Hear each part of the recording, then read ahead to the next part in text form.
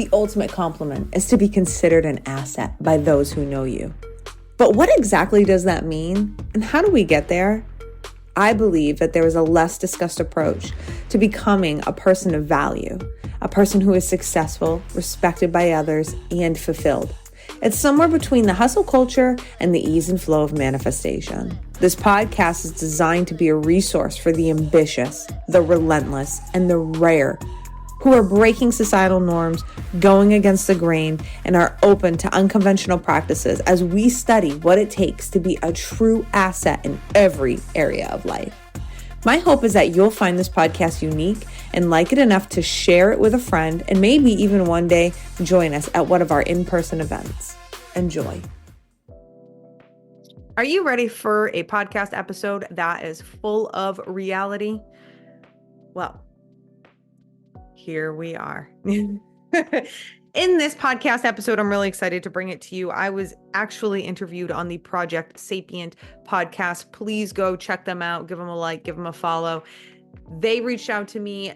They gave me an opportunity to have a very real, honest, raw conversation about not only my past and probably the story that you have heard, my rock bottom after being told I couldn't work full-time police work anymore, but they also gave me the opportunity to tell you a more recent story about how when the law enforcement community and the internet seemed to turn and blow up on me and what I went through in 2022, but how I've been able to bounce back and, put my nose down to the grind, keep working. And I'm very happy to report that we're having a big impact on a lot of women everywhere. And I'm very happy to say that I went through some of the darkest times, but we're coming out of that and I'm still here. And the reason I want to share that with you is because I think it's important for you to hear and for you to know, like, no matter what you're going through, please know you just got to hang on. And it's hard when you're going through some stuff, man. It's hard. It's hard when you are the only one with your vision, your dream, your goal, and the whole world is telling you, you're bullshit. Trust me, I've been there. You're going to hear the story. You're going to hear everything I went through. I had so much positive feedback that I had to ask the guys, like, hey, can I throw this on my podcast? Number one, it's been a minute since I have said anything on the podcast. And number two, I need all my people to hear this because I need every person, male or female, it does not matter. Whatever you are going through, any kind of adversity that you are facing, I need you to hear this. I need you to hear my story. And in hopes that you can just see that you're not alone, because I can't tell you how alone I have felt in my journey. It doesn't matter. There's a lot of successful people that will sit there and tell you that, gets better and to get through it, but they're so far ahead of me. They're the Andy Frisellas, the David Goggins of the world, right? Like they're so far ahead of me that I'm like, yeah, well, that's good for you. But there was nobody around me, I felt like, that could relate to anything I was going through. And I felt like such a piece of shit, if I'm just honest, like, me, I'm gonna say it like I feel it. And I really overcame. Shout out to retired Navy SEAL Jason Redmond. I really overcame, and I'm very excited and very eager to share this journey with you. Before we do that, we have to give a shout out to our sponsor. It's Lady Law Shield. I want you to go look her up. She'll be in the show notes, and let me tell you why. Okay, she is a former deputy. She was the first female on her SWAT team. She went through a lot of stuff. She got treated like crap. She hit a rock bottom and she did something about it. She pivoted, went on to law school, and her focus is helping all men and women as first responders navigate the employment crap that we go through. Because let's be honest, the reason why cops quit, the reason why cops have mental breakdowns, they have the anxiety, all the things, has nothing to do with the job. You know that. It has everything to do with the bullshit that we're dealing with inside the culture. And she is a phenomenal resource. Go check her out. Lady Law Shield. You can find her on all social medias. She's constantly putting out amazing information. She does a lot of videos in my private She's an Asset Facebook group. Feel free to join that. Just, so you can catch up on her videos. She's also had several podcast interviews with me on here. So please go check her out. Okay, I'm excited for this podcast episode. I'm excited for you to hear it. Make sure you go check out Project Sapient. Let them know that you listened to this episode if you enjoyed it. Got to let them know. We got to give them some love. And as always, if you need anything, autumn@autumnclifford.com. Hit your girl up. Project Sapient is a podcast meant to engage our brothers and sisters in the law enforcement and military communities in conversations we all know we need to have. All opinions you hear are our own and are protected by the First Amendment of the United States Constitution. They in no way reflect or are meant to reflect the opinion of any specific agency, officer, or service member. Some opinions may be controversial. Listener discretion is advised.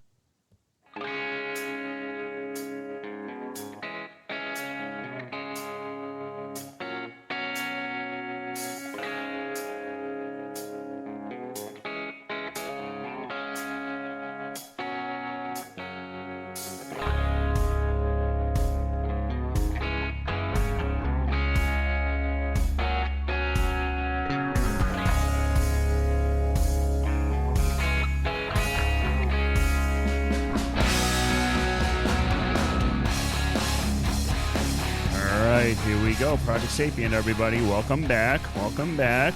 Hello, Jake. It's a shame we like that song so much because we could just sit here and jam out for that the whole time and everybody's gonna be like, oh, that's a great podcast, except it's musical hour. I know, right? Maybe we should do just like a musical hour, just podcast greatest hits.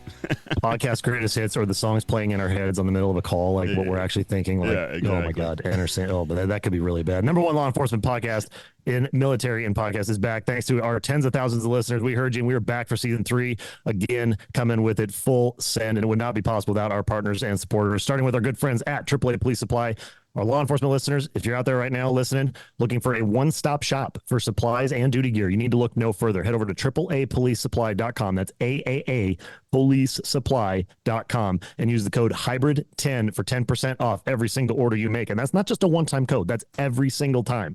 Use that code HYBRID10. Havoc Journal, our good friends over there, the voice of the veteran community, focusing on current affairs and articles of interest to the public in general and the veteran community specifically, for independent news that gets the facts on everything from geopolitics, science and tech, finance to contemporary affairs and entertainment.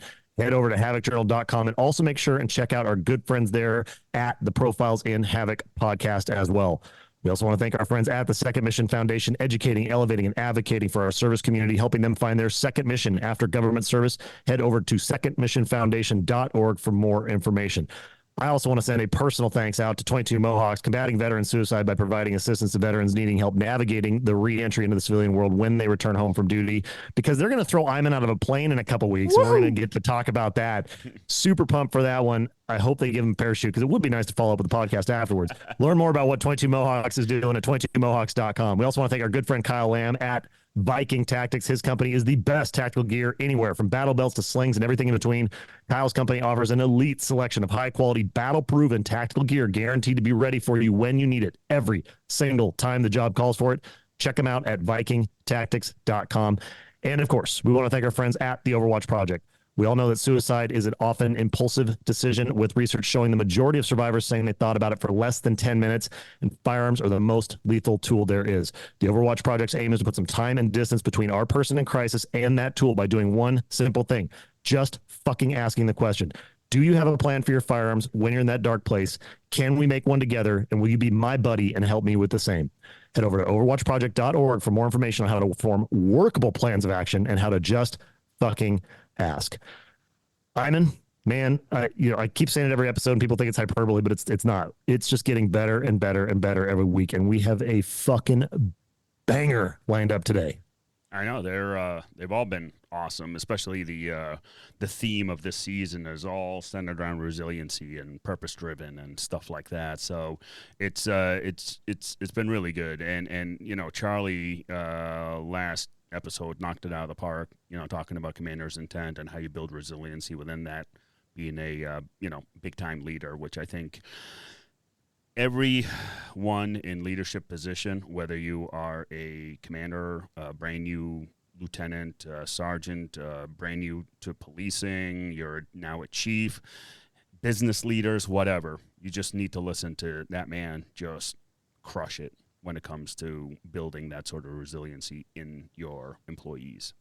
100%, because you want to have a winning team and a winning formula, and you can't do that unless you're, we talked about it then too, and also with Ted, educating, empowering your people, and disseminating clearly what the commander's intent is, because at the end of the day, it comes down to the troops on the ground, the patrol officers on the street, and they're all people, right? And there are a vast array of different types of people, and every kind of person that could possibly walk the face of the earth could, and should potentially be a soldier or a law enforcement officer, or even, if they really want to kind of work for a living, a firefighter. But you have to have that diversity and that exposure to be able to understand and be a better leader, so you have greater knowledge. And, for today, we're bringing in something that a person that is bringing a perspective that neither you or I could have any concept of at all, in any way, capacity, because no matter what, every time you and I walk into a room, we're just big, dumb dudes. And we are going polar opposite today. We are bringing in our friend and literal icon, Autumn Clifford, is here with us today. Autumn, welcome. Thank you so much for having me. That was a really nice introduction. I can do it again and be mean if you want me to. So we're just big, dumb dudes that walk into a room. Facts. You guys. Those are facts. So funny. Exactly. Well, thank you for joining us, Autumn. And so we want to continue this conversation that we've had this entire season about resiliency, about purpose-driven, about, basically looking at oneself, right? It's a lot of internal focusing that would help the external forces, so to speak. And, you have quite the story. Quite the background about you and what you've done and what you persevered through, being resilient and doing what you do now. So, tell our listeners, when did you start in the law enforcement world? Well, first off, you guys, I just want to say thank you so much for having me on the show. It's a real honor to be here. And what I really love about what you guys are is the community that you support and you give back to. Just all of your partners with this podcast it's just incredible. So I just want to say, thank you for having me. And so we'll kind of start from the beginning, like you said. So I have about a minute on the road compared to probably you guys. I've was only on the road full time for about 6.5 years before I sustained a career-ending injury. It was pretty quick. And I don't have a good story. I wasn't doing anything cool. I wasn't in a chase, in a fight, anything like that. And I just have, but it's actually quite common. I have a back injury. I have a herniated, torn, and degenerative disc all in my lowest back. And my tear is almost all the way through, or it was prior to intensive therapy. And so I had to get done full-time patrol. And when you are halfway through your master's and you are planning on going into, administration, becoming, a leader, and I was working my way into getting into the detective bureau, it was quite devastating. Yeah, losing that ability to have control is something that you don't think about when you're young and seemingly fit and the world's your oyster and you can just work harder and then all of a sudden just bam, it hits you. And definitely not to go down that rabbit hole too far, but that's been my life since I was 17. The day after I graduated high school is when I blow my knee apart the first time, and it's a rude awakening. Everybody at some point you get there to where it's, hopefully by your choice and you step away. But for the vast majority of law enforcement officers in particular, average career span is actually under 6 years now, based on the most updated information. It's either burnout or injury, and it's not something, because it's an extremely high impact job. And whether thankfully you didn't have it happen on a call, right? Because then the ultimate guilt factor would be your back goes, especially if it's L4, 5, S1, anything down there, and now you're not only incapable of helping, but you're a liability and potentially in danger, which then puts a whole other level of stress on everybody else there. And that guilt, I know from guys who've been injured in the field that they felt so guilty, because they put their team in harm's way, and that's just not something I want to live with. And I know that's, so, in a way you're lucky that it happened off the street, but it is something that is, we're not ready for, and we're not well prepared for, what that next phase is. And, it's not fair necessarily, but it doesn't mean, I mean, fair has nothing to do with it. It's just, it just sucks. And there's no real way of getting around it. It just fucking sucks. But the thing that you've done that's incredibly impressive, I mean, you handled a lot better than I did, with my, I mean, I was a fucking shit show for quite a while. You, on the other hand, like, well, okay, this is the new reality, new norm. Let's pivot and go full speed in a direction 90 degrees from here. And I mean, you've been crushing it. I know that's, partly the presentation of confidence and feeling good about it and all that kind of, that goes to it. And I'm sure that, when the mics are off and the cameras are off and all that kind of stuff, it still fucking sucks. And you would probably wave a magic wand and go right back to work if you could. Yeah. I mean, Jake, and I really appreciate that. I obviously do very well. Kind of masking it, I would say, for me, so being a cop since I've been 20 years old, I turned 21 in a cruiser. And, at the time I thought that was so cool. Looking back, I'm like, what? That really wasn't cool. Should have been turning 21 in a bar somewhere. Right. So what, this back injury, and you're right, like it wasn't on a call, but it was, I noticed it. It was so funny. I started noticing the effects of it about a year prior to me actually coming off the road. And I'll tell you a funny story. Well, really not funny, but, so what would happen is after a while of me putting my duty belt on, my legs would go numb, and specifically my thighs. And it had been happening so much, I kind of thought it was normal. So one day we're in briefing and we're all kind of just shooting the shit. And I don't know what your briefing is or was like, but let me just tell you about mine. It was all a bunch of bullshit. And so everybody is literally bullshitting. And I just remember being like, hey, and I'm talking to the guy next to me. I'm like, hey, like, are your thighs numb? Like, is this like normal? And I was kind of being funny. And I just remember the whole room looking at me and my sergeant being like, are you okay? And I'm like, no, I'm kind of serious. And everyone's like, our legs are not numb. That is not normal. And I'm like, oh, well, I kind of thought that's just what our duty belts did. And they're like, no. And then I just laughed it off and I'm like, oh, haha, it must be. And, especially, you don't want to be that girl. You don't want to be that officer, right? Who's complaining and all the things. And so I just kind of was like, oh, okay, this is weird. And then I just noticed like, okay, I'm bending over, like, to put my boots on would actually start to hurt my lowest back, because you're right, it's my L5S1, I believe. And so it was just different things were hurting, right? Prolonged periods of time of sitting in my cruiser, excruciating. Prolonged standing, I couldn't do it.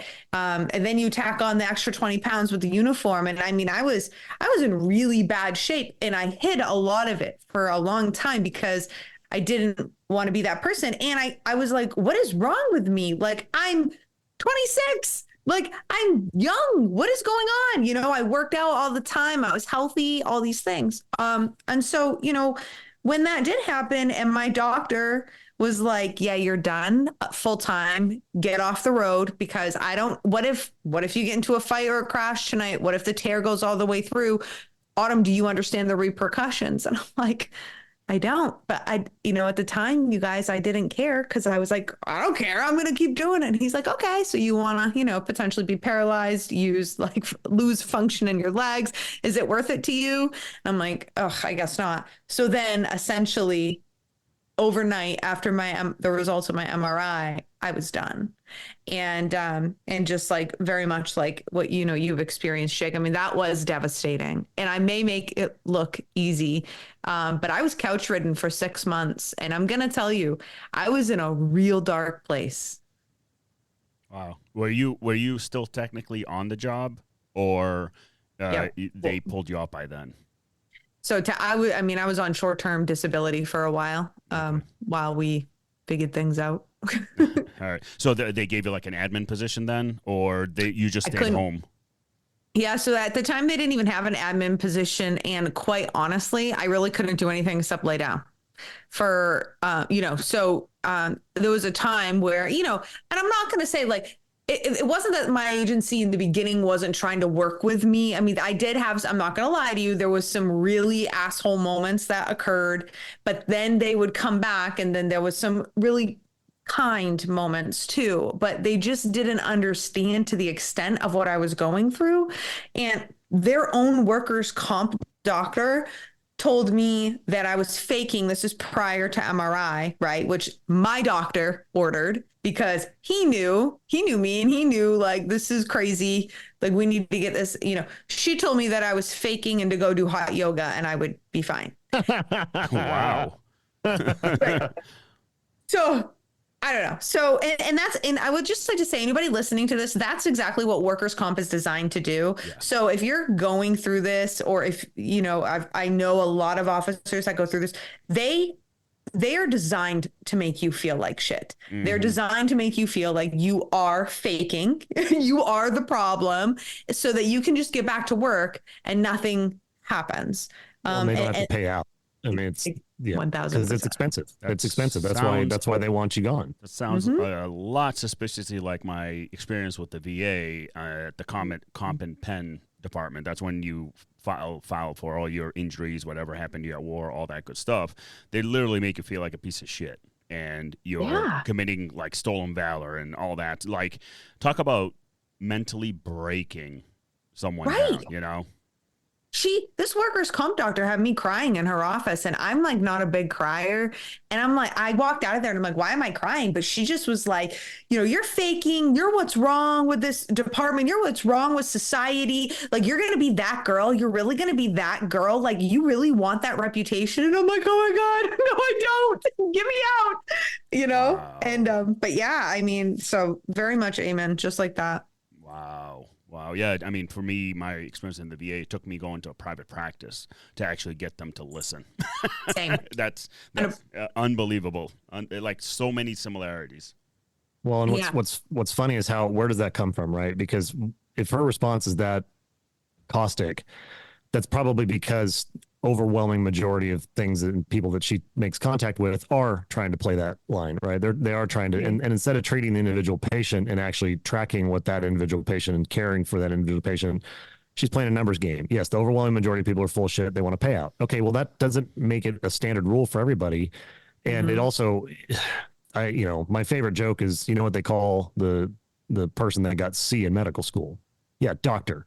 Not all doctors are good. Some doctors fucking suck. Surgeons want to cut. Hammers want to hit nails. They're not all great. And if you're sitting there and listening to this person, trying to disempower your observation of your body, again, someone who trains, someone who's been on the road, what you're doing, this is wrong. People need to trust what they're feeling. They might not know what the answer is, and don't go on Google because you're going to find all sorts of shit. Everything. You're going to die. All the answers you're going to die. Yeah, that is the answer. You're going to have like this, the seventh circle of hell of, you might have this type of tumor and cancer from, cell phone radiation from carrying your iPhone in your back pocket, whatever. Yeah. But the doctor, there are shitty doctors. People have a hard time buying that. And it's like, well, just because you haven't had enough experience with them. But yeah, that's just, it's disappointing that, but also not surprising because what's their vested interest? Their vested interest is in supporting the organization, the union, not the officer, not the people. And that's fucked because you're immediately set up for failure as the customer, the injured party of getting adequate, not just representation, but observation. Are you reading these films correctly? And I don't know how your process went, but I've gone through enough now that it's anytime I hear somebody like, yeah, so I went and saw the doctor and they said I need surgery. I'm like, good, go to 3 more doctors. Go to 3 more fucking surgeons, not in the same practice. Find 3. If all 3 tell you the same thing, pretty good chance that's what you need. Yeah. More often than not, it's you're going to get 3 different opinions. Then it's like, oh, well, we need to dig even deeper, Yes. And your situation was almost the opposite. It was like, no, I actually need somebody to read these films. I need somebody to look at this. How the fuck can she or he have X-ray vision or MRI vision and know that you're faking it? Bullshit. Well, get images first and then be an asshole. But that was the thing. Well, they didn't want to pay for the imaging, right? And so 100%. And I wish and like what you just said, Eamon, like too, like I wish our stories were unique, but they're not. They're simply not. And very similar. and it's what's going on. So like, you know, anybody listening to this who has been through it or is going through it. I know a lot of officers actually going through workers' comp situations. Like, just know it's what they're trying to break you down. They're trying to humiliate you. My agency actually, coming to find out, this was done illegally, and I didn't know that until about recently. So like 8 years later, I don't know, can't do math. Less than 8 years. So like 5 years later, that when I was going through this, and obviously it's a workers' comp thing, so there was a lawsuit, okay? And I guess my chief at the time put out an email to the entire agency telling them not to speak to me, not to talk with me under any circumstances. And here's the thing, and any officer who is listening to this is going to understand that, like, you spend 60 hours a week of your life with these people, and you develop relationships. Like my partner, he was my best friend, and him and his wife uninvited me from their wedding, and he was the union president, and so he was just in a precarious situation. But our friendship, it's completely gone because of that, and and just different people. And, like, as people have gotten done at the agency and all these things, they come and they tell me shit. And they're like, yeah, well, we got told we couldn't talk with you. And like, that was a big thing. Like, you were a no-no. And I'm like, because I got hurt. And so now I'm a piece of shit, which is what we all don't want to deal with. But yet, that honestly, some agencies perpetuate that, Big time. That's that. I see that day in and day out. Different agencies are just different animals, and a lot of high school type drama, I call. Yes. And it's really stupid because we're all supposed to be professionals, right? We're all supposed to be the top percentages of society, however they want to market us. But you break it down to the human level, we're all just people, right? That's all 100%. We are. And the high school drama shit is what drives me out of my mind. At any agency, including my own, that's like, hey, stop. That's the thing. Like, now I'm a sergeant at work, and I had a patrol officer come up to me just over some bullshit, just like he said, she said, he said type shit. And I looked at him, I'm like, you really want me to fucking deal with this?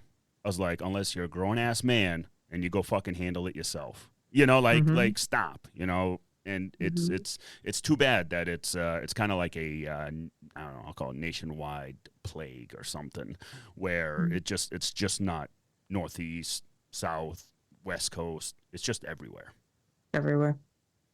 And I think we could agree too, like, that is the shit that is causing cops to leave. 100%.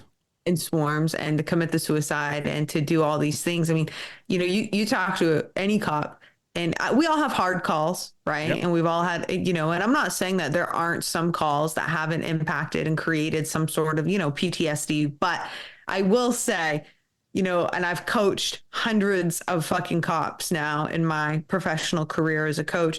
And I will say this, it is not the calls that mess us up. Yep. It is the departmental bullshit that does. Yeah. The calls are more of a catalyst, right? Because you've got the way you respond to something. And in this case, it's even more fucked up because it wasn't like you were in an OIS or something where, it's like, oh, we can't talk to her because it's IA, and it's, you did something bad, really naughty.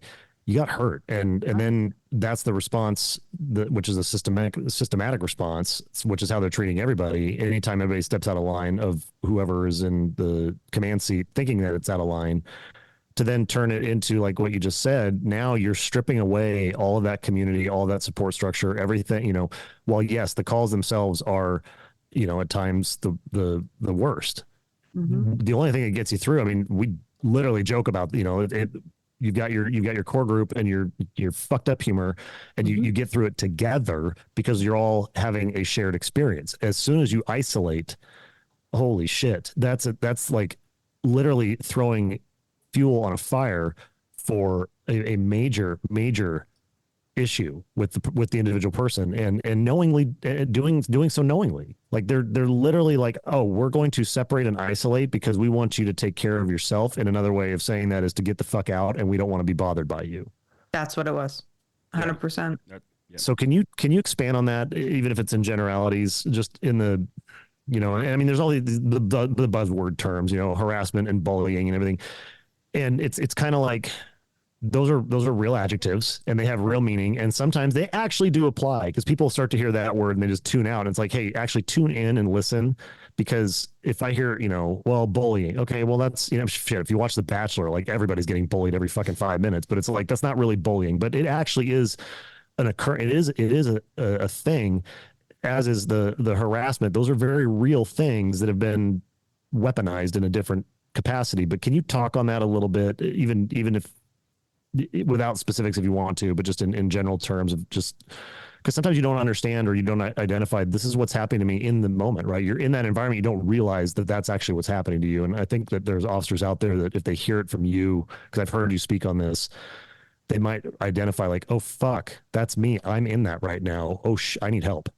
And I think, I just want to say this, like, this is not my area of expertise. I will say this, I will talk about it. Absolutely. But anybody who, like, especially, any officer who's might be potentially going through this, I would just like to shout out and have you actually look up.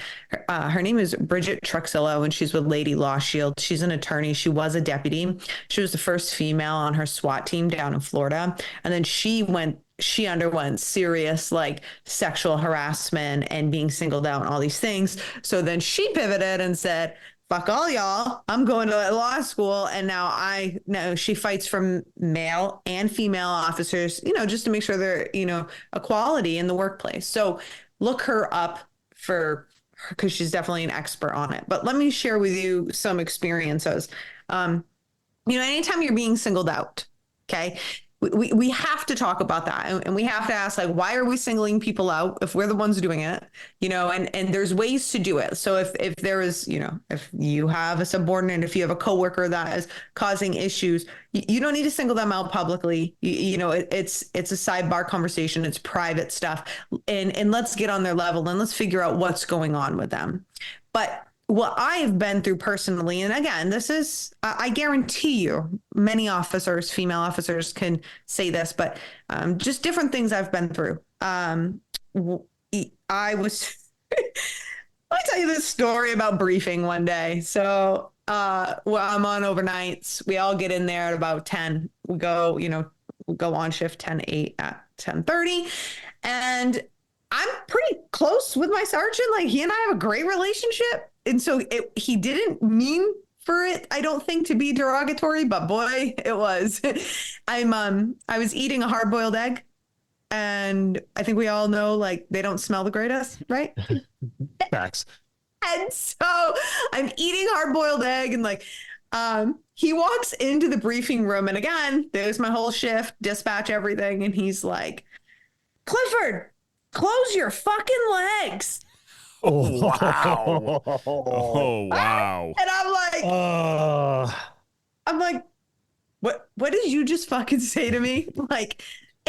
Listen, whether I, was sleeping around or not, it's completely, none of that even matters, right? Just the fact that my supervisor just said that, and then in front of all these people, is insane. But just because I know everybody's curious, I've been happily married with my husband. We've been together for 11 years. I wasn't sleeping around, but he was just being a guy, kind of treating me like one of the guys. And like, I didn't make a big deal of it. Like, my eyes were about the big of fucking $50, because I'm like, I can't believe you just said this.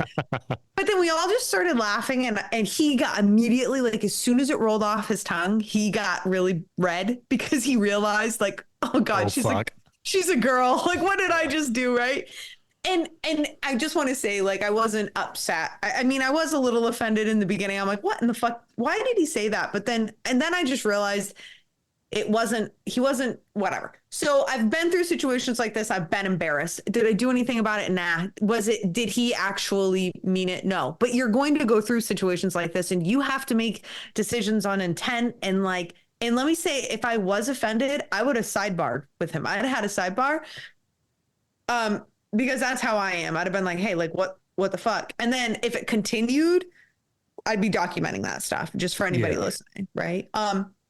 you know, I've but you know, and I'm not an easy person, right? And I looking back now that I've been out of the job and I'm who I am, like I have an opinion and I have a mouth, and it doesn't mean I'm rude or disrespectful, but I'm going to ask you, you know, I have asked my sergeants, like, why are we doing this? Because this doesn't make sense to me.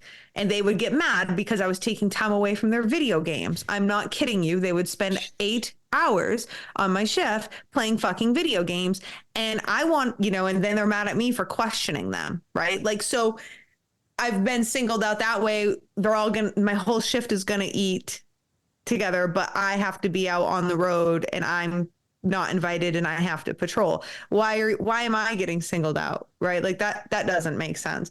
You know, just different things like that have happened. And I know that women can relate to that, and men too, I'm sure. And that is the stuff though that causes that turmoil as a police officer. Like, why doesn't my shift like me? Why don't I fit in? Like, why are they singling me out? Why is this dispatcher an asshole to me? And then, but because he's boys with my supervisor, I'm getting spoken to when I wasn't out of line. The dispatcher was out of line, but I'm not boys with my sergeant because he plays fucking video games and I'm doing circles around him, and I'm the one getting right. So we all know that. So I don't know. I don't know if that answers your question. Yeah, but like, I mean, like as a sergeant, right?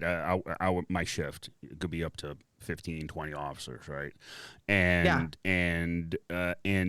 it's a mix, officers, whatever, and I shoot the shit with everybody, right? That's just the way I am. Especially during roll call, I'll do the briefing, I'll do the training, because I always do roll call training for all the officers, and then in between there, I'll throw jabs at different officers, just jokingly, right? All joking, but yeah. It reminds me of a quick story I'll share. We had an armed robbery, and we have one of the brand new officers. Now I was incident commander, kind of managing the scene, and I hear her over the air call in a disabled motor vehicle in the middle of this armed robbery, where I'm expecting my officers to start coming to me while, set a perimeter, stuff like that. So I let it go, and then a couple days later, I went through the log. I'm really curious. You had different opinions from different sergeants. They're like, oh, you need to write her up. You need to. I'm like, slow the fuck down. Like, let me first see what the hell was going on, And I'm not the type that yells and because I've been yelled at, but it's stupid. To me, it's very juvenile when you start yelling and screaming, because I lose a lot of respect for someone, especially a superior cop or a military command, when you're screaming. 100%. You're not in control of yourself, and therefore I have no fucking reason to give you any respect, right? Right. Now, again, I don't like yelling. Only maybe one time. It was a crazy thing, but anyway, so a couple days later, the officer's back at work. I bring her into my office, and into the commander's office, and I just kind of talk to him like, hey, so what happened with this? You called in a disabled car, but we had that armed robbery. And she's like, you know what? I knew I was wrong. Like, I should have just kept driving, because I know you needed other officers, stuff like that. And I was like, all right. So one, you knew you were, you admitted and it was fine with me. I'm like, okay, I told her, I said, listen, I know you're brand new, like a year and a half on the job. You're still learning this job. But, I gave her a quick, some tips and advice on how to handle these types of things. And then that's it. I was done. I'm like, I'm not putting pen to paper for something like that. That's nothing major. I mean, the only time I ever really raised my voice was we had a crime scene tape up, dead body in the water. Like, it was intense, and I needed more crime scene tape. So I look at one of the officers. I'm like, hey, go grab the crime scene tape. And he was still standing there. And it pissed me off, because I've got all kinds of things I'm trying to manage. I yell at him. I'm like, hey, I thought I told you to grab the effing, the fucking tape. And he's like, oh, okay, I'm going. I'm like, so those instances, I'm like, I don't have time to take you aside. Like, I told you to do something, just go do it. And then later on, I took him aside. I was like, hey, just, you understand why I had to yell, because I was dealing with 10 million things, and you standing there was not helping. And so, to me, I come from a place of training, right? Always training, always teaching people, because I've made those fuck-ups myself, right?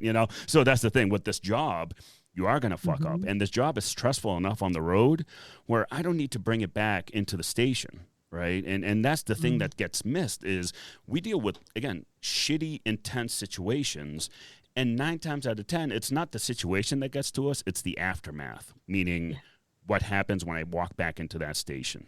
You know, how am I going to get talked to? Because physiologically, you're still, or mentally, you're still hurting from, let's say, Sid's death for a couple days, right? It sucks, you know? And your bosses are just on top of you constantly. You know, what the fuck, blah, blah, blah. And you're like, dude, like, give me a minute, you know, leave me be. So those are just my quick stories on a couple of those things. No, it's good. Go ahead, Jake.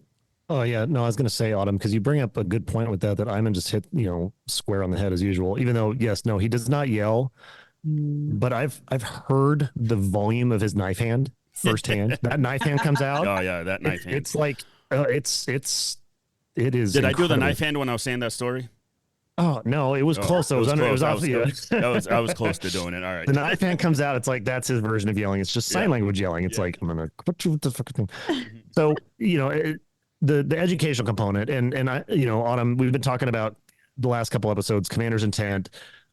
You were being penalized, for lack of a better term, for inquiring as to why. Maybe your level of inquiry or the verbiage that you used was, you know, more like mine would be like, that's fucking stupid, Sergeant. Why would I do that? Well, maybe I might have said it better, but it was fucking stupid, so I said it anyways.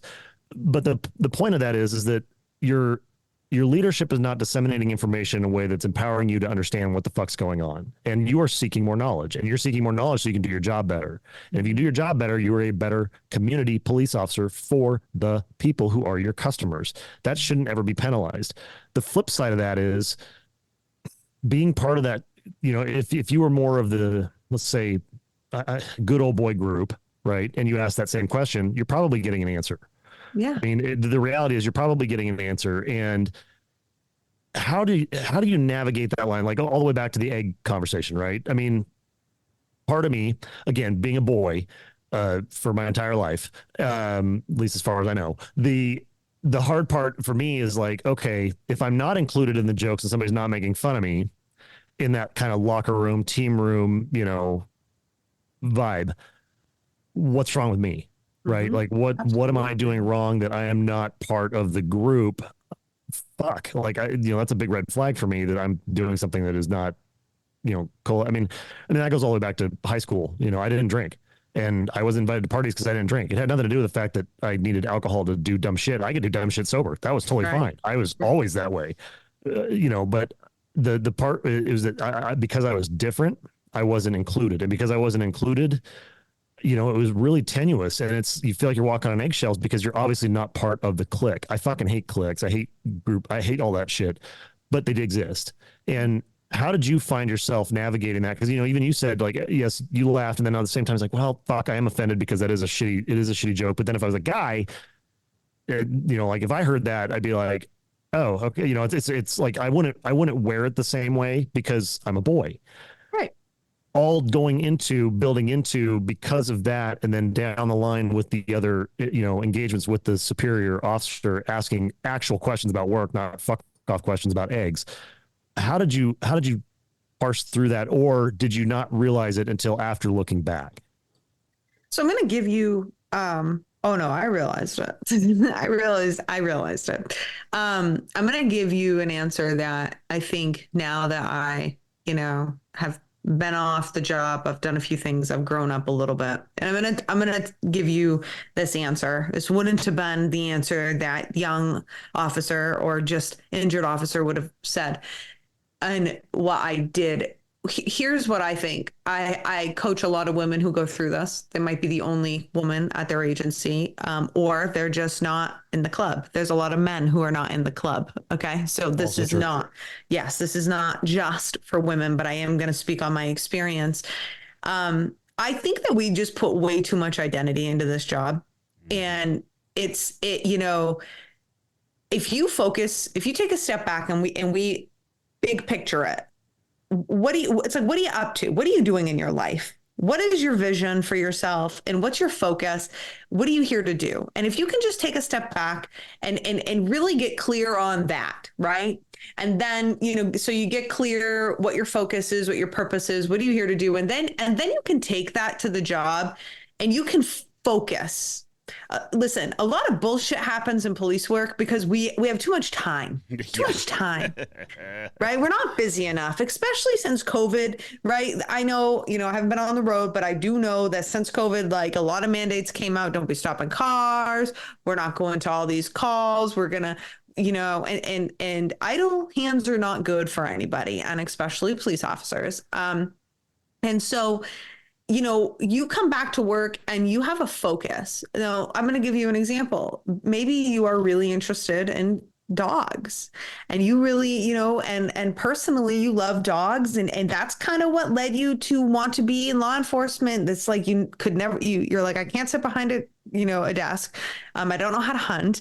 But I'm in shape and I really want to be a canine handler. And so you just start focusing, right? And you start focusing where you want to go and you start building that resume and you start getting out there and doing the work that needs to be done to get you to where you need to go, while simultaneously developing allies, developing friends by being a friend.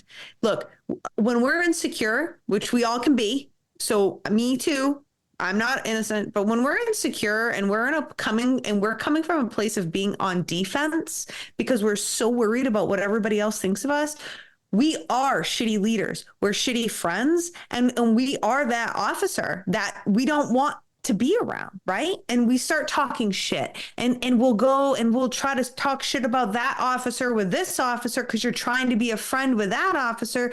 And the whole thing, honestly, is why the culture is the way that it is. So I'm just saying, if you want to combat that, take a step back, refocus. Where do you want to go in your life? And then take that to the job. Be the friend, be the officer who you want to be friends with. And if you do your job and you're a good person to everybody, people will like you, and you might not be in the club. And quite frankly, you won't be so focused on it, right? If you yourself have your own focus. Yeah, I mean, I see that a lot. I mean, I'm almost getting to 20 years on the job. So, over the years that I've been on, I've seen that a lot, obviously, right? Depending, like I used to work for the transit police here in Boston, and that culture all by itself was like, holy shit. But even no matter what, guys who transfer a ladder or whatever, they always feel the green, the grass is always greener on this side, but then they go there and they find out it's the same bullshit, and that's the thing is we as a profession, right? Because it's 90% boredom, 10% action. That 90% boredom is what gets everybody jammed up, right? Whether it be gossiping or just spreading bullshit and whatever else, it gets everybody in trouble. And a lot of times, officers internalize it and just hold it in, right? And not really convey their concerns, right? Or not really come back and tell the sergeant, hey, that was a little fucked up, dude. Or not even really addressing, or even, a chief of police yelling and screaming at his officers, where the other, the officer is like, who the fuck are you? Like, why are you yelling? Like, and it's not yelling and screaming about like civil rights violations or, you know what I mean? It's just like, oh, he didn't dot this I and cross that T, right? It's nothing that is earth shattering that happens on the job internally, right? Internally inside the job that would cause someone to become the way they are, right? And the only reason why they become the way they are is because, again, I know I'm saying two different things, but it's the internal stuff that gets you more, right? That bullshit where dot the I, cross the T, do that. And I see it all the time. And even like, few instances, I know friends of mine dealing with whatever, just like, really? They're hounding you for that? You're like, come on. Like, it's far more important things to worry about than that minor detail or that little thing.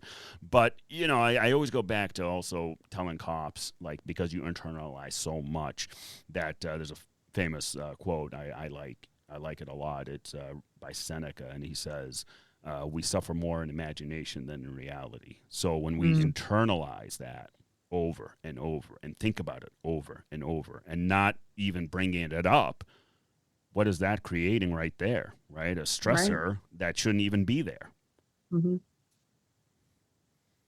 Pivoting, yeah, going on that thread, the question I have for you, Autumn, you know, you've got so many factors coming into play with your experience, right? You've got you're young. I mean, when you were on, right, 20, you said you turned 21 in the car, right? So, I mean, not that many trips around the sun. Definitely not that many trips in any adult capacity, right? Compared to now, you would probably, I would say, agree that if you started the job now with what you know now, you'd probably been a better cop first year than you were as your first year person. I would be, right? Like I would be so much better. And I felt like I did a pretty good job. Like I tried really hard, right? But I know part of it's parenting too. Like, you know, it's like, yeah, you get kids and shit changes and you get better or worse. It depends on how you do it. But you would be better now starting than had you, you know, prior to. And that, you know, with the entirety of the department, that culture, that ecosystem, with the overwhelming spotlight that has now been presented on, I always want to say our industry, but it's the industry because we're all, you know, I'm out, you're out.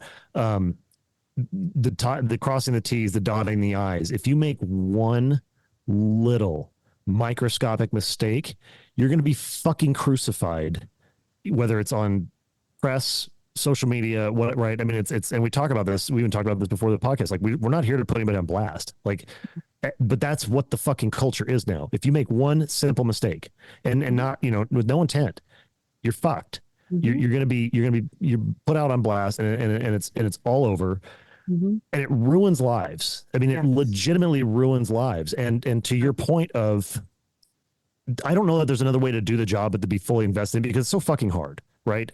You're not getting called to or dispatched to somebody's birthday party where it's hand out stickers and have a hamburger. Right? It's like, no shits. I mean, especially the overwhelming majority calls. Well, out here it's overdoses, but more across the average is domestic violence calls.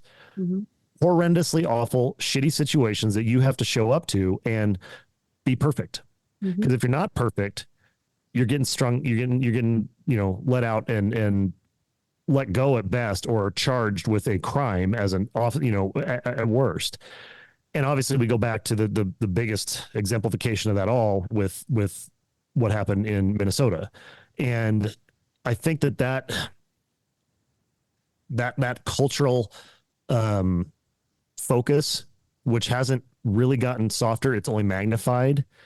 I don't know how you do this job as a 20-year-old, a 21-year-old, a 22-year-old, 23. No shit, recruiting's down. They look at it like, why the fuck would I go there?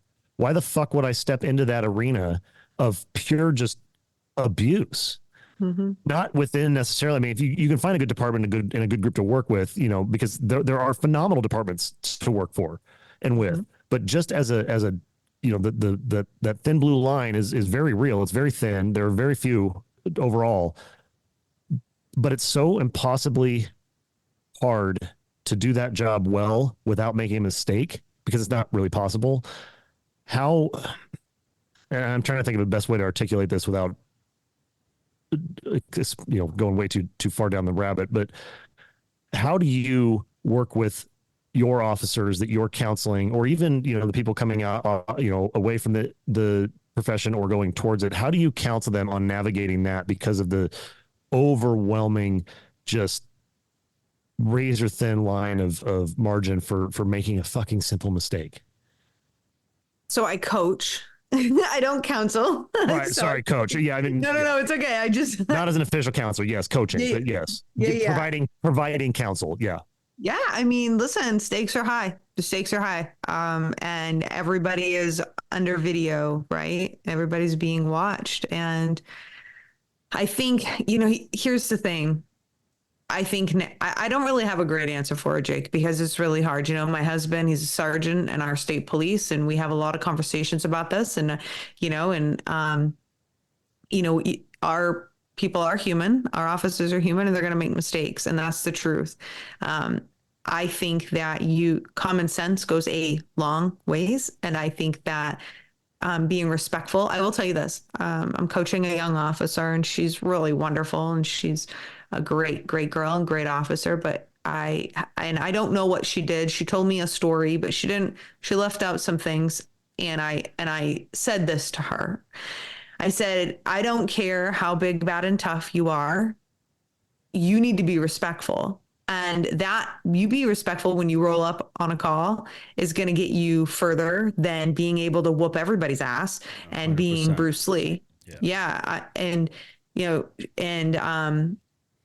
not going to scream at anybody at all. And, we had this conversation of and you have to understand, I was just, explaining to her, like, when you're a woman and especially you're young and you're trying to prove yourself, right? In this job, we're always trying to prove ourselves. And when you're the underdog, when you're the only female, and when, maybe you've made some mistakes. And so all the guys are kind of looking at you like, do you got it or not? Can you do this? Do you have my back or not? And at the end of the day, I just want to say this, like, that's really what we need to know. Like, we need to know, like, can you do this job and have my back when shit hits the fan or not? Period. The end. Male, female, doesn't matter. I don't care. That's what we need to know. And that's what I tell my girls. I'm like, that's really what the bottom line is we need to know that. And there's indicators, we talk about pre-attack indicators, right? Yeah. But there's like shit calls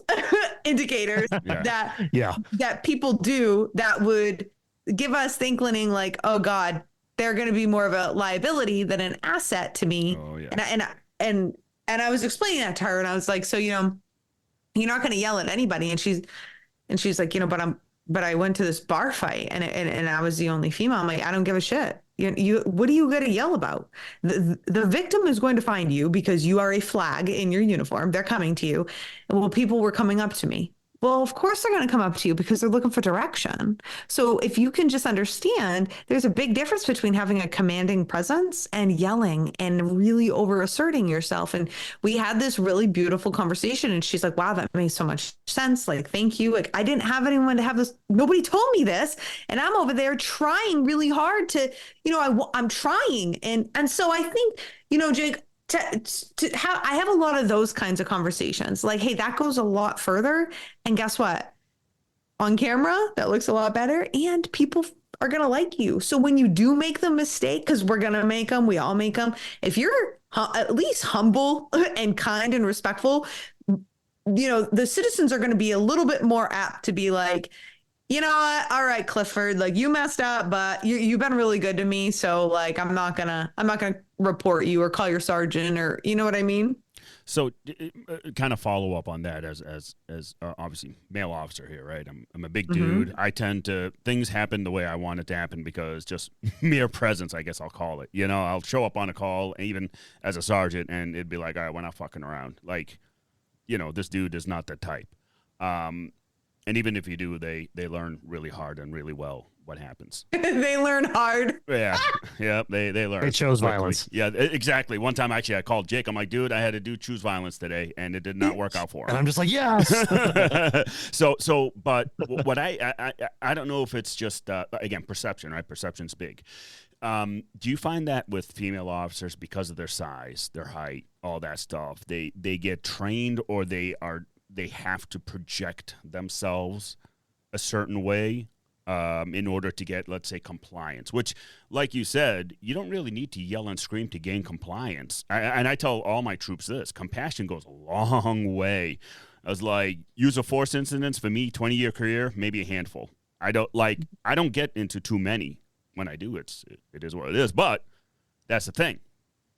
Well, I would like to say, Eamon, right? And for you, like, because you have nothing to prove. You already know if someone wants to choose violence on you, it's like, all right, let's go. Like, that's your choice, right? Yeah. And so here's my personal opinion.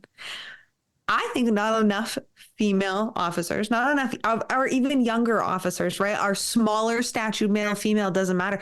They haven't been hit in the fight. They haven't been knocked out. You haven't been punched in the face. You haven't been in enough fights, because I can already tell. Like, we all know, we have a mutual friend who is this kick-ass peanut. Honey badger. I call her honey badger.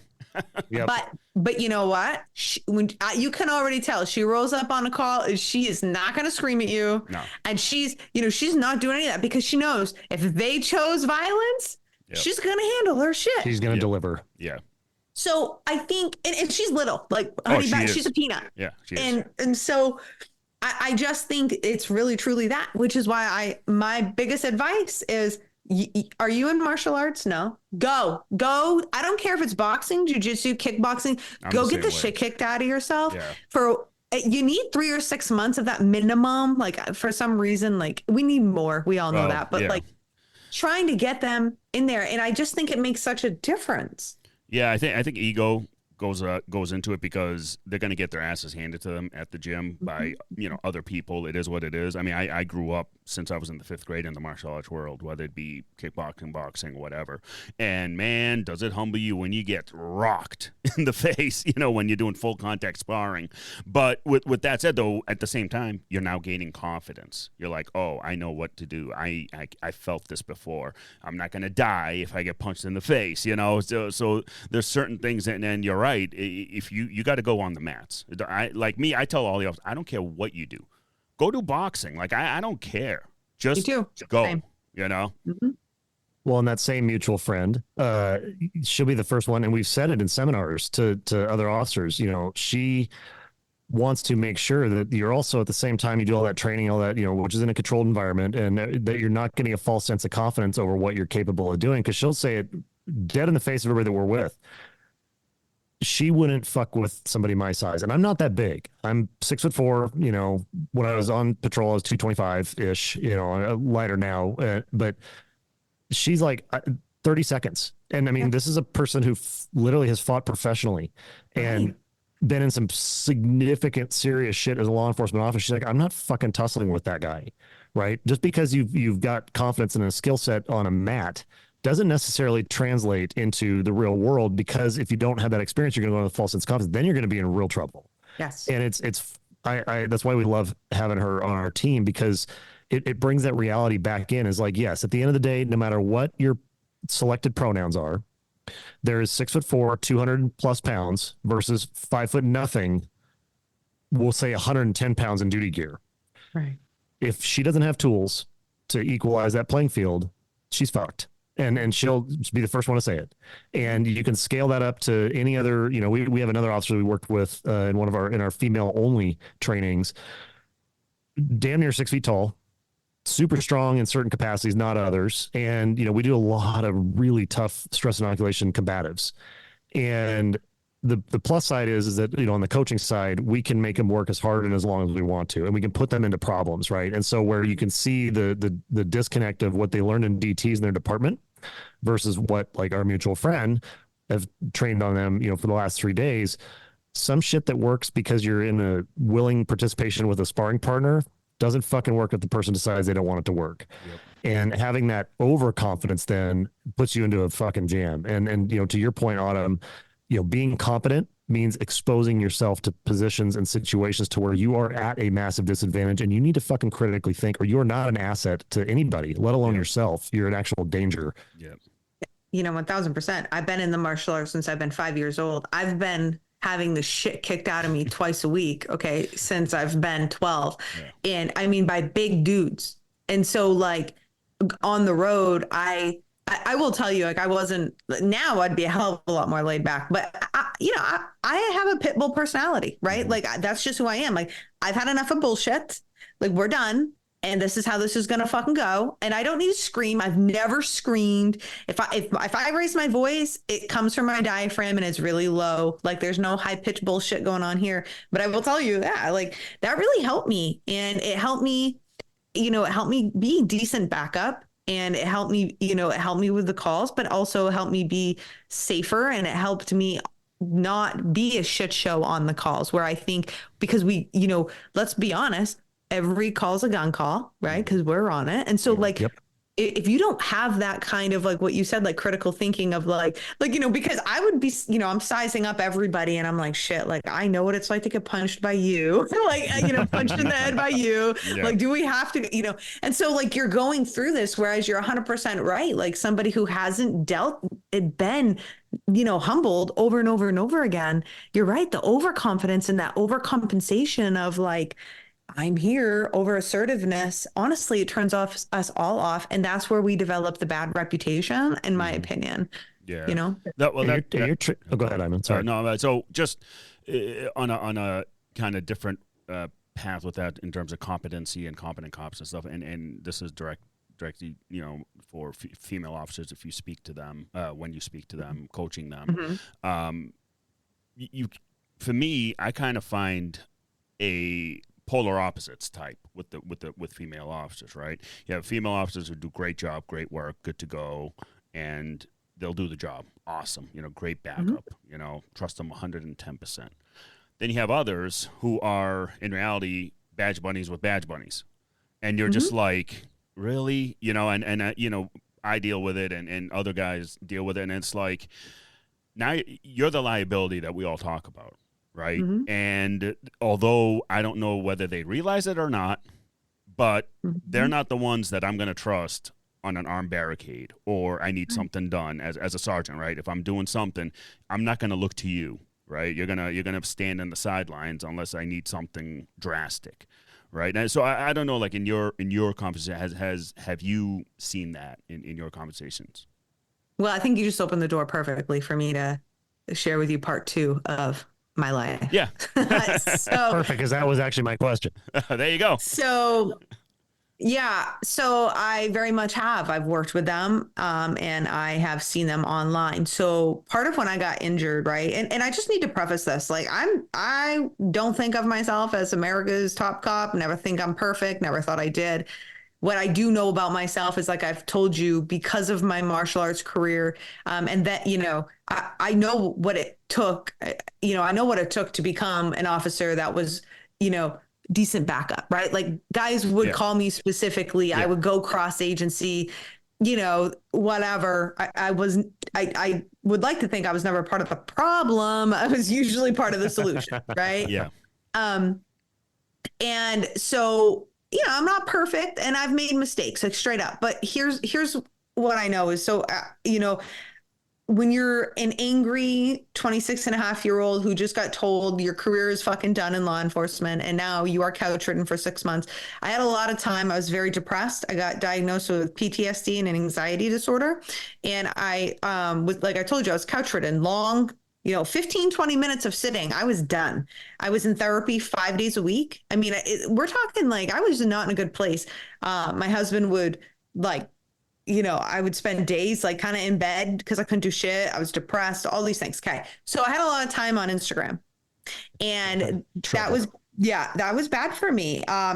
It was good and bad. And that is where I kind of started my podcast. So I started the podcast back like, I think in I don't know what year, I can't remember, 2017 or 2018. And it was called Sheepdog Nation. That's how it started. That's what I did. And it started, you can go on there. It's still there today. You can go to 0. The first 20 episodes are me bitching. And I'm very angry, but it was so relatable, you guys, that I couldn't stop. When I did stop, my inbox got flooded with men and women going, oh, no. Where the fuck do you think you're going? We haven't had anybody talk the way that you talk. Like nobody. And at the time, nobody was out there motherfucking everything, but I wasn't a part of an agency anymore. So it didn't matter. Right. Yeah. And part of that was I saw a lot of these badge bunnies and I was completely beside myself. I was like, you give me, like, this was my perspective at 26-and-a-half, very angry, all of the things that I had just gone through, very scarred. I'm like, you're the problem. You're giving me the bad reputation. You are such a liability. I would never want you on backup. Like, and I'm just going through everything you just said. And I'm like, I'm angry. Right. Mm-hmm. And so I start making content for this. And I'm like, and I'm poking fun. And there was some big influencers who got really mad at little old Autumn, who had 1,000 followers on Instagram, who was a nobody, but they had 100,000 followers and more, and they felt insecure because good. I was calling a spade. Like, I got the post all still on my Instagram. Like, you can go scroll. Like I do a post about nails because one of the things I really don't like, I never did like, I don't like these long female cops who have long painted nails because I don't know how you navigate handcuffs, tasers, your gun, load, reload, fighting. Like, I don't know how you do that. And so at the time I was very judgmental. And so I make a post and it's my hand with my nails done. And I'm like, this is what Instagram will tell you a female cop looks like. And then I have like my hand, like it's all like just real shit. And then I'm like, but this is what an actual female cop looks like. I broke the fucking internet with that. That was amazing. That was so amazing. Like, amazing. everybody was like, they were all freaking out on me. I mean, and I just kind of went on and on for a while. And then from after I stopped being so angry, I started developing a training platform for female officers. And then I shifted my content to really be, it was called the Officer Autumn. It was a brand. It wasn't designed to be like, I'm the Officer Autumn. It was like Officer Autumn was me, but like the brand was all training. And it was really about having the hard conversations with women that nobody was having. Like, hey, put your hair back. You don't need to have the face of where you're going to go on a date when you go to work. Like, you can wear some makeup, but this is not attractive and that's not attractive. And if your shit's not shined, and if you don't have good command presence, and how are you talking, and like, what's your radio voice like, and like, what are you doing? How are you handling, all going out on shift, like, choir practice, like, what are you like? And like, just having these conversations that nobody's having. I did that. And then the world erupted again. And, I would like to say, I'm going to preface this with, I really believe I had a very positive impact. My inboxes have been flooded. They were flooded. I still do have a full client roster, but at the time I did have a full client roster as well. These women are taking money out of their pocket, a lot of money, to hire me as a coach and have a mentor, because and to be around a community of like-minded women so that they could talk. Because what we've talked about, being singled out, being the only woman. I mean, you can't, I'm sorry, but I'm not calling up my sergeant and having real conversations with him about like, hey, how do you think I should act? Or do you think what? You're just not going to do that. So I still get messages, you guys. It's really means a lot to me. Is I still get messages and like with women who will like just graduate the police academy, and they're like, it's your podcast, it's your TikTok, it's all these things that really got me through. But what happened in 2022 is the internet broke, and what happened was I got called a fraud. I got called a fake. I faked my injury. I'm actually not a police officer. I never was an officer. I was an auxiliary officer. I was a security officer. I fucked my lieutenant. I fucked my whole department. Of course I did. I fake the back injury is completely fake. Let's see. I have no integrity and I'm a liar. And I'm taking all of these women's money. I'm preying on these women actually, because they're weak and they're vulnerable and they can't make their own decisions, I guess. And I wish I could say that didn't, really hurt me, but it did. It continues to this day. But the year of 2022, it impacted me on every single level. And it, to me, is the exact same thing that happens in police agencies. It really is. I was out in the public eye, and it magnified for me. So no good deed goes unpunished. Yeah. I mean, with that said, though, you still pushed through, right? That resiliency for decades that you've been going through shit, right?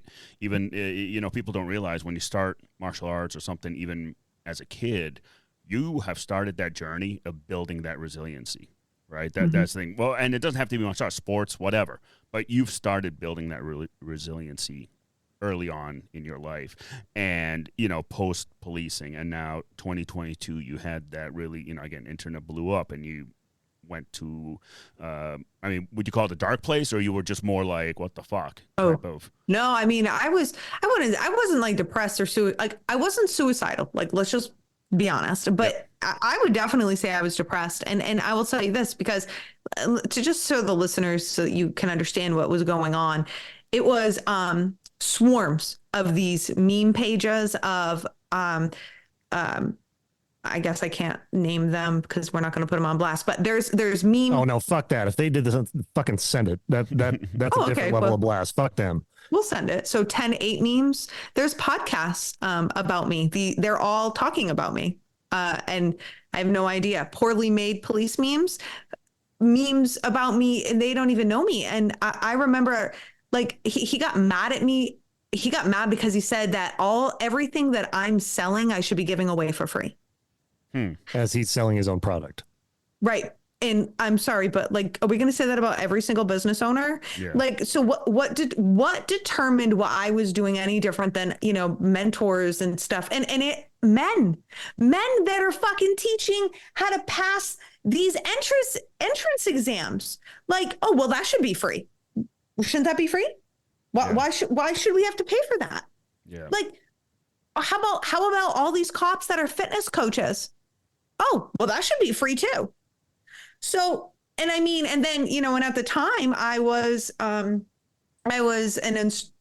instructor for a well-known police training agency. And it got so bad when they announced that I was their trainer from, I don't know who. Again, it was these, well, and you have to understand, like, these meme pages were trying to be in with this, and like, they were trying really hard to be in with this company. And I know that they were, so like, anything they could do to get their leg up is what they did. And which, whatever. And then we had a lot of fake, and we still do, a lot of like profiles that nobody will own. Nobody will put a name to. And they're just spewing all these memes and all this shit about me. But the thing is within the law enforcement community, it took off because nobody has a brain cell to go, you know what? I'm actually going to call the Maine Criminal Justice Academy, and I'm going to find out, like, was she a cop? Is she a cop? Like, what is her, and so somebody could have done that because it's all public record. It's all right there, right? Like, you could find out. I don't even know what auxiliary cop was, but I saw that more times in these memes. I'm like, what is an auxiliary cop? But apparently that's what I was. That's all I've ever been. Yeah. That's a rent-a-cop, basically. That's all that is. Okay. See, I don't even know. We don't have those. Or a different version of saying reserve, as though they're not sworn officers, Yeah, it's required to perform the duty of a police officer because usually they get used for like at parades. They'll get used for parades, like blocking traffic. They do the work that full-time officers during like parades and stuff. Well, that can't do because they need to fill in more critical positions. So that's basically auxiliary, and they're all volunteers. Oh, yeah. So, because currently what I hold is I am a part-time police officer in the state of Maine. I hold those certifications just because I went through, I was a full-time. I have the 18-week, it's called a blue pin in Maine. Okay. And there was a chief who heard about me getting injured and stuff. And he's like, hey, I just need some, could you come and work for me? And I just want you to like run the internet, like run our social media and do like community policing. So I technically still am a police officer in the state of Maine, but it was just so funny because the whole internet was like, so I just stopped like fighting it. And honestly, we talk about bullying, we talk about all those things. Yeah. I mean, in 2022, that went on for the whole year. So I lost that opportunity to work with that training company because they felt it was not good for their reputation. They did not do a background check on me. They did not check any of this and stand by me. And they are a powerhouse and definitely could have fucking put this to bed, but they did not do that. So then it intensified. Yeah. I got an opportunity to speak at a military and first responder event in Chicago. It was called Roger Up. And when they would advertise that I was speaking, the DMs that the event coordinators would get was just insane. I can't believe you're going to have her, female cops reaching out and being like, the veteran ones, right? Yeah. Like who know everything. Can't believe you're going to have her, blah, blah, blah. They ended up, Jason Redman, and I think you guys know him, retired Navy SEAL. He ends up like, all right, enough is enough. Like, you're either bullshit or you're not, and I'm going to find out. So he ends up conducting a full background on me. Like he calls my old partner.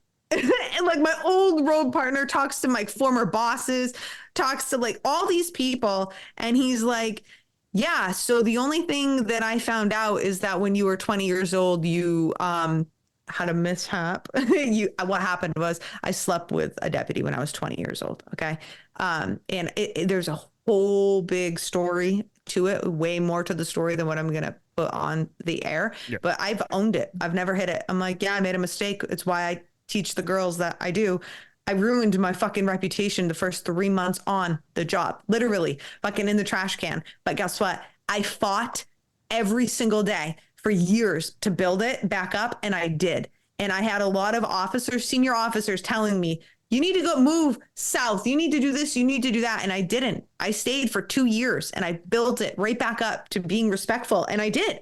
And it was, which is why I can attest to that. But so, Jay was like, yeah, that's the only thing I could find. I provided him all of my back injury stuff, like just all this stuff. And I'm sorry, I'm going on and on because it really, when you fuck with somebody like that, like people don't get it. And people are like, well, Autumn, it was just internet bullying. It wasn't just internet bullying. I couldn't go anywhere. There was I went absolutely nowhere. I don't know who was doing this. Somebody messages Jason and tells him that give like this whole story about me, which this person knew me because some of it was true, right? But it was just taken out of context. Yeah. Yeah. And then admits, and then Jay goes, perfect. Can you send me your resume? And this person goes, well, I don't want to do that because I work with her husband.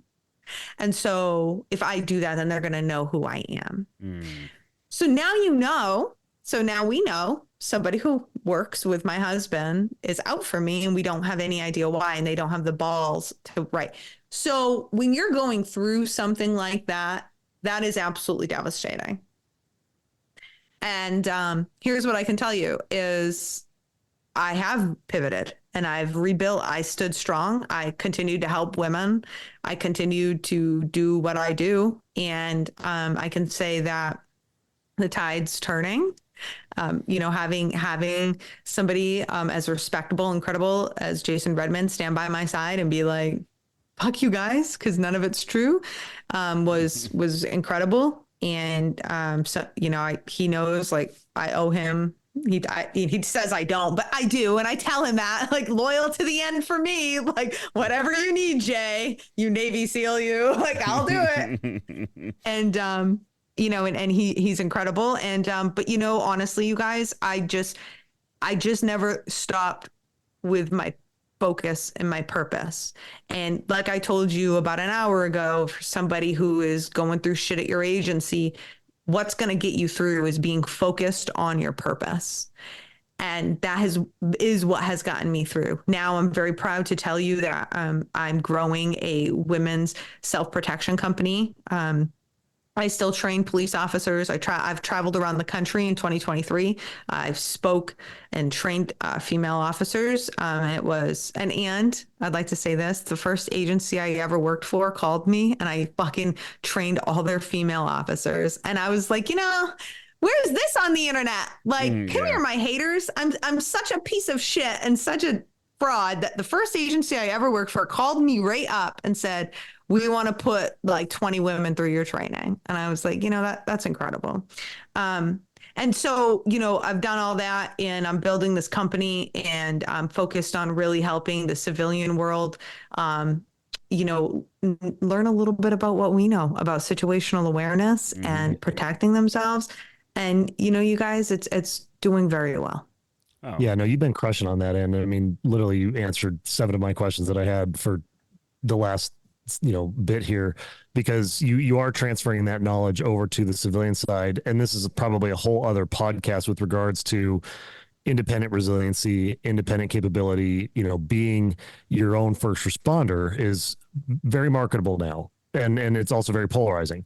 But you've done a remarkable job of transferring the knowledge you obtained, good and bad, through law enforcement, through those interactions, a very intense, even though albeit brief, but a very intense career into the private sector, because they're not wearing a badge or they're not, women in particular, because of who you're working with, they're facing similar, not same, but similar type challenges and insecurities also, right? I can't protect myself. I am in fear.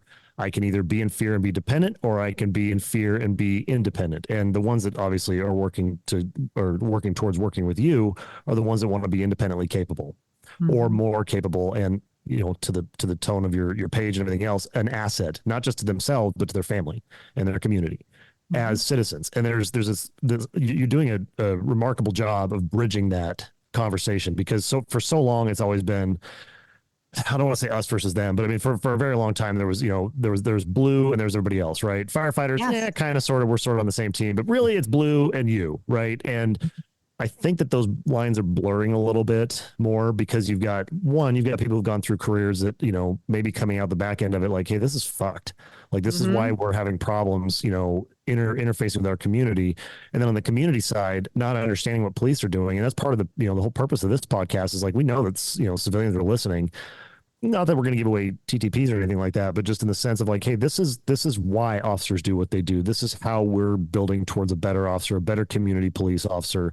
Because the number one thing at the end of the day is we all live together. We all need to coexist in a way that is empowering for everybody, not, repressive. And I need to not go too far off of this, because I fucking hate Instagram and I hate social media. The flip side of that, though, is I'm not a fucking idiot. And I understand that is where commerce is, and that is what sells. And that is every fucking product on the planet is sold through social media now. And if you want to be independently employed, as in not a municipal worker for a city or a county, you better fucking have a presence on there, and you better work it, because no one's gonna buy anything from you. Right. And there's just no way to, you can't take out a billboard ad. You can't take it. Nobody has magazines anymore. Everything is digital. Everything is online. Everything's on social media. And unfortunately, it's also a fucking wasteland for dipshits and people that hide behind fucking, bullshit meme pages. And yes, memes are funny. I mean, memes can and often are funny, but you have to also take that into take into consideration. That is also a person. That is also a person who, while people are making fun of it, it's not always just for fun. Sometimes it literally is to cause harm and do damage. And I just don't think people do a very good job of filtering that much anymore, because they just want to they want to see things burn. And it's really hard, because if I could EMP all social media and just nuke it all, the best day of all was like a year and a half ago, was when Instagram went down for 24 hours. People fucking lost their shit. Yep. They completely lost their mind. I'm just sitting there like, yes, please keep it off. Let it roll. And what's going to come out of that on the back end? Okay, the back end of it is you've got your network, you've got your people that you're going to be okay, right? Because you're integrated with their life, you're integrated with their community. At the end of the day, our circle is still our circle, and as long as you're doing the right thing, they will always be there for you. But that's not to discount the damage that social media and I guess you could say public harassment, public bullying does. It's very real. I just wish people were a little more conscientious about it, but then also being conscientious as a consumer, like, hey, what am I looking at? The gun bunny. I mean, we joke about it, but it's like, yeah, the gun bunny concept, or the anybody and everybody can be a trainer out there, right? Anybody can train law. Anybody. You can put up a fucking thing. You can do great marketing, and your content fucking sucks. We combat that. There's an entity that's, infinitely larger than us. And there are people who've taken courses from them. They're like, dude, they literally just lifted this right out of your curriculum, copy and paste. Like, yeah, I know. I know. The difference is that we coach it better, right? I mean, people can acquire that knowledge, even with what you do. People can acquire that knowledge because we have the internet. But can they coach it? Can they disseminate it? Can they empower with it? Are they any good at it? Most of the time, not. If they're really good at sales, a lot of times they're not quite as good at the delivery side. Yeah. I think that's where you come in above and beyond everybody else. Is you're a really good fucking coach. You really are. And that's what I see. I mean, obviously I, watch for the highlight reel stuff, because it's, you want to see the good things. I get the negative side is, it's easy to find negative. Like but seeing what people are leaving you and going out in the world and the successes that they're having is, not that we mean, our opinion means anything here, but that's really why, we're just excited that we know you, because it's pretty awesome to be surrounded by people that are way smarter than us and better at everything that we do. I wouldn't say that. Not for me, but I appreciate your support. And I really do. And I appreciate you paying attention to my social. Absolutely. So we want to be respectful of your time because I mean, obviously, you know, we keep going on this topic for hours. Two things. One, where can everybody find you on Instagram, or you know your TikTok and everything else?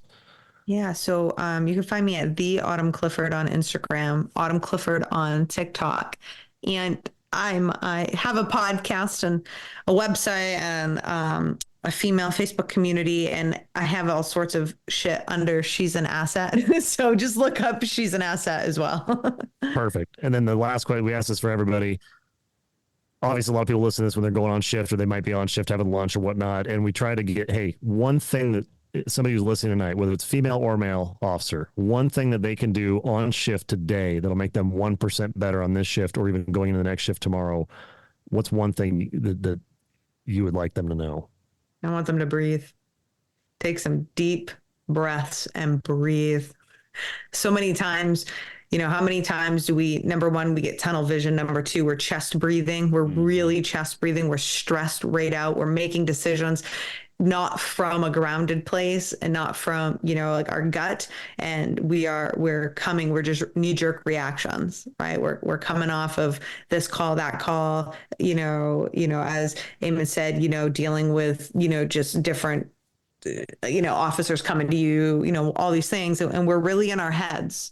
My suggestion is really breathe. If you're listening to this right now, take a nice deep breath and try to take more throughout your shift. And I really believe that you are going to find yourself a little bit less stressed out and far more grounded. Crushed it. Iman, we need to get out of the way of all of our guests. Just let them run this show. That was unbelievable. Absolutely unbelievable. Autumn, thank you so much for all the time. Really, honestly, this has been, I really wish we could go for 5 more hours. Yeah. So Autumn, hang out for a minute. We're going to wrap up, but just hang out. We'll talk offline for a second, but thank you for coming on. Thank you for having me. So Jake. Wouldn't it be possible, man? Wouldn't it be possible, dude? This has been quite the year. And, you know, I got to thank you as always for giving me a chance in the side seat here to just make myself better. I mean, forget about everything else we're doing for everybody else. I mean, shit, I feel better. Yeah. I mean, here's the thing. Like, everybody that we've talked to so far reminds me of something Marcus Aurelius says. And he says, let no act be done without purpose. And that's it. Have that purpose, right? Having that's that all purpose. it is.